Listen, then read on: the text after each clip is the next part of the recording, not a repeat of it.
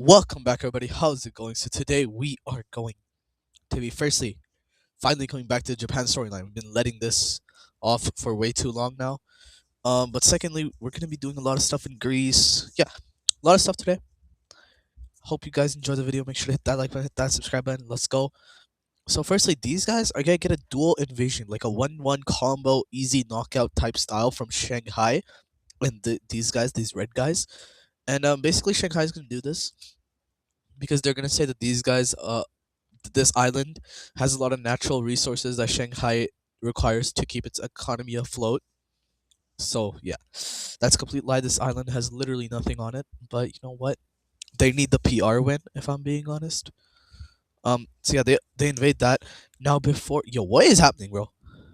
Uh Now before we get any further, I would like to say I am very aware bro.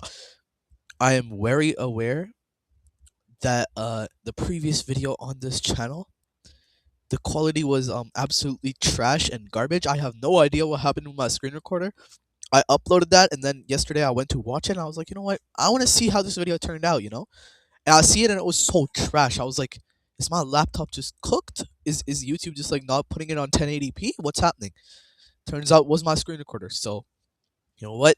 I think the screen recorder issues are back on the channel, so you know that's good. Um we were not able to leave them in 2025. Hopefully by next video that will all be solved. I think the screen recorder I used, it's working fine on Paint 3D, which is what I use to make these Civilization Restarts videos, but it just keeps crashing on Roblox. It works on literally everything else. I tested it. Screen recorder name is Grab Screen, so you know, if you guys figure something out, you know. But like, yeah, I honestly have no idea why that was happening. I just switched to a different screen recorder for Roblox. So yeah, next Roblox video, hopefully better quality. But yeah, anyways, moving on from that, these guys launched the invasion. It's a little bit hard to see Shanghai, but yeah, they're able to invade and pretty much capture the entire island. And these guys, as they're fleeing to their southern portion over here, the red Japanese are like, you know what, why, just why do we even let these guys exist? Let's just invade and take the rest. And yeah, they're just gonna take the rest. And at this point, the blue team is finally going to get involved into the Japanese storyline a little bit. And basically, what they're going to be doing is they're going to play sides, obviously. Uh, what is happening, bro? Can I? Okay, there we go. Anyways, yeah, the blue team is going to be picking a side, definitely. And they're honestly going to probably, because of the Philippines ties with these guys, since they're really anti Shanghai, they're going to probably pick these guys as their favorite. And those guys are going to be added into the blue team alliance. But the red team is not going to let that slide. Oh, actually, the red team doesn't have its own alliance anymore. I forgot about that. Shanghai just hates every single one of these guys. They just don't want to see a united Japan. So the things they're going to support are going to be all the little militias inside that want to. Yo, who's messaging me? Anyways, anyway. So yeah, the red team, they're gonna probably choose someone soon. I think it's time they're gonna probably have to make a new alliance as well. So we'll do that. Actually, we'll do that today. So yeah, this is all gonna happen, and the red team's gonna realize, you know what, we need a new world order, and they're gonna start over the course of the series, the connections they've built across the world. They're gonna use that to start civil wars across the world in different countries. So stay tuned for that, because the new countries that start popping up are not gonna have such a fun time anymore. The previous countries, they were like honestly doing a little bit fine, because like, you know, if they were like up here in Siberia or something, like they were a little bit better. But now I think the series is gonna start changing. There's gonna be way more new countries, and stay tuned for episode 100, bro. I have no idea when that's gonna launch. What episode is this? This is episode number 70. 30 episodes left, and then finally the Americas will be explored. I don't even know if we're gonna last 30 episodes. No, we are gonna last 30 episodes. We have to. But yeah, all of this, all of the Americas, they're not getting. I have a plan for the series. They're not getting explored until episode 100. Episode 100, there will be the first landing on the Americas. Stay tuned for that. But yeah, definitely the new countries that are gonna start popping up now in the series are definitely not gonna have a good time. They're gonna have to go through a lot of war and stuff. Um, Yeah, so with that, I think we can move on from Japan. Austria. Austria is gonna do something that's gonna be a little bit unprecedented, and that is gonna be, all this area. They're just gonna go ahead and take all of that, and actually, they're gonna expand all the way over here. Now, the red team is gonna be really shocked. They're gonna be like, "What just happened? Why did these guys just expand out of nowhere?" And actually, as these guys start expanding over here, the red team's gonna be like, "You know what? No, no, no, no, nah, nah, buddy, nah. Let's divide this island actually." Because the red team gets really scared. They're like, "Why? Why now?" And they honestly think that they're gonna have to go to a war, but those guys agree. They're like, "You know what? Fine, sure, we don't care." I think the reason they're doing this is because these guys want to become a much bigger force, especially in the Baltic region, and eventually they want to become a competitor to Poland for uh Central Europe. So anyway, that happens, and then the Greeks and the Crimeans. So the Crimeans are actually going to reject Greece from the alliance, and that's going to make Greece really upset. And they're basically going to say that all those Crimean shipments that keep coming through, they're now going to be uh pretty much harassed. Actually, they're not. They're going to say that we think Crimea is trying to fuel up militias against us inside of Greece. So they basically use that as an excuse to like every shipment of Crimea they can find, they like harass it and they like try to like search it and stuff, and they basically take it hostage in here. And Crimea gets really upset, and they're like, "You know what, bro? You know what, bro? Let's go to war then, innit? Let's go to war." So yeah, that's gonna happen. They're gonna go to war with each other, and Crimea is basically gonna bring in the entire lines. They're gonna be like, "You know what? No, we're done with these guys. Us killing off the Ottomans so often was the reason these guys even exist, and today we're finally gonna take back what's supposed to be technically our territory, if you think about it."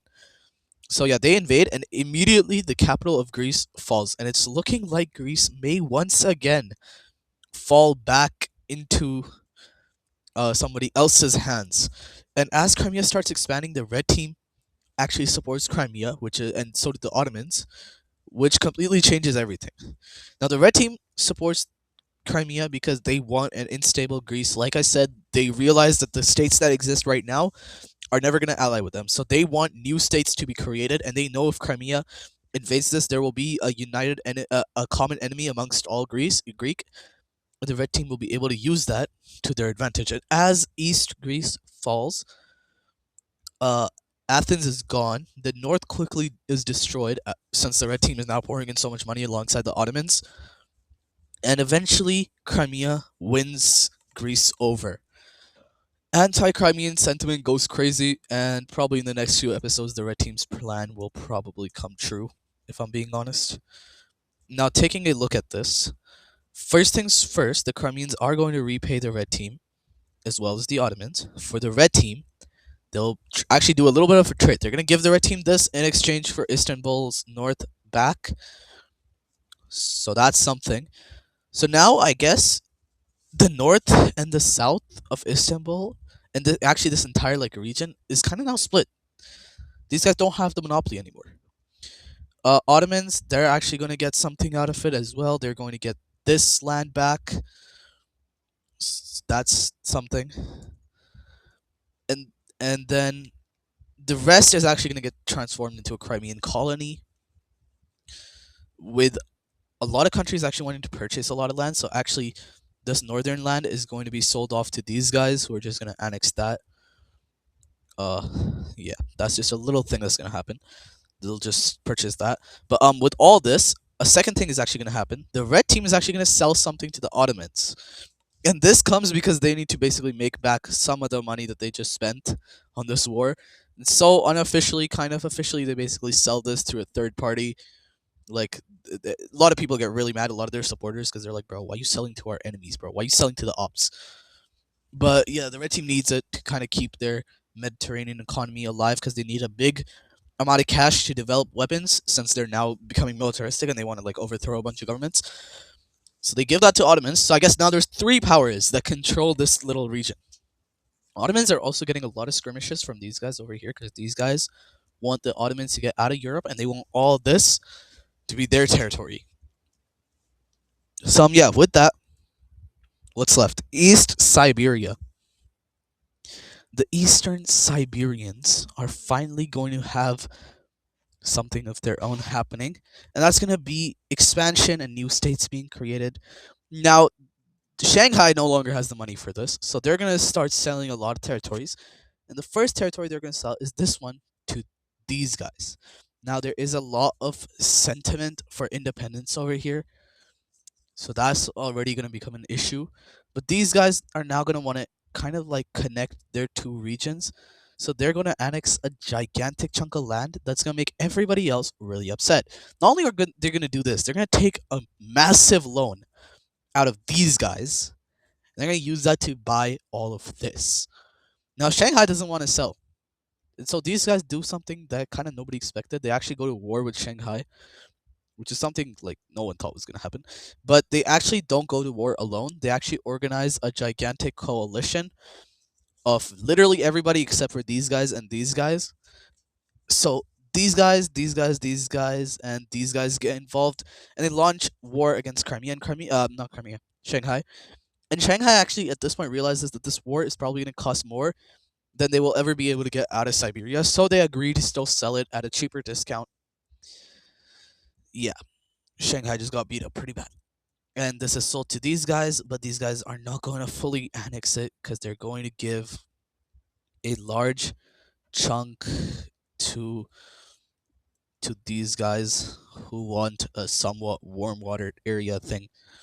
That's gonna happen. But these guys, they're also they're gonna kind of become the superpower of this area now. I guess they've kind of expanded a lot. Good for them, you know. Always nice to see the smaller countries expanding, but a lot of new countries are also going to start popping up now, like a United Northern Alliance, and let's just say they're going to be this color. But also these guys, they're going to expand a little bit. They're going to actually take over a lot of land. They're going to expand a lot. And then these guys, the North, is going to definitely expand. They're going to expand all the way over here, and they're actually gonna unite with these guys and annex these guys via ultimatum.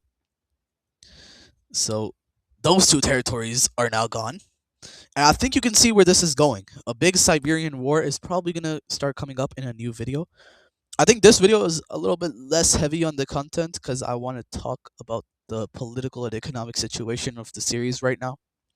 Kind of set it up for the next 30 episodes because the next 30 episodes are about to be peak, either peak trash or peak cinema. So we'll have to stick around and see that. Okay, yeah, that's all gone. And these guys are just gonna expand quite a bit. They're actually going to expand probably the most, if I do say so myself. They're probably going to expand the most, and they're going to expand in the inner parts of Siberia. Actually, not completely. Hold up. Some land is going to be going to uh the pink guys. They're going to be taking some land, some more land. They're going to take all of that. These guys are going to take all of that. These guys are going to take all of that. Siberia is officially been split. These guys also need a capital, I just realized. So let's give them their capital right there. And lastly, one last thing. This can literally never be complete. The blue team, no storyline is complete without the blue team. The blue team is going to buy a port from the indigenous people living there. They're going to buy that port. They're going to now be looking to colonize, to get involved in here. But it's also a way for them to keep a closer eye on Shanghai and Japan. Shanghai is really mad because they lost a big colony of theirs, and the blue team is on their doorstep now. What are you going to do, though? What are they going to do? Go to war? Bet. They'll get embarrassed again like they did last episode, I think. Yeah, with that, this is the new Siberia. Pink team and these guys, the war between those guys is probably gonna come soon. With that, let's wrap it up by basically giving you an updated rankings. So, military, firstly, number one military right now is the blue team, and it's not close. Well, actually, I'll split it up by like military, land, and naval. But firstly, overall best military right now, blue team.